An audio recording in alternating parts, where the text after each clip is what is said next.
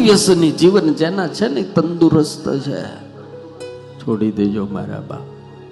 તમારા પરિવાર માટે, તમારી દીકરીઓ માટે, તમારા દીકરા માટે, તમારી પત્ની માટે તમને કાંઈક થઈ જાય એટલે તમે કોઈ દાડો વિચાર્યું છે કે તમારી દીકરીની જિંદગી કેવી થાય? તમને કાંઈક થઈ જાય તો તમારા દીકરા અનાથ થઈ જાય, તમારી પત્ની નિરાધાર થઈ જાય, પરિવાર વેર વિખેર થઈ જાય.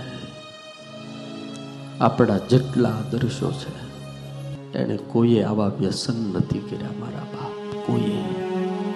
મહાત્મા ગાંધી હોય તોય ભલે, સરદાર વલ્લભભાઈ પટેલ હોય તોય ભલે, આવા ખોટા માર્ગથી દૂર રહ્યા છે એટલે ભારતનું નિર્માણ કરી શક્યા છે.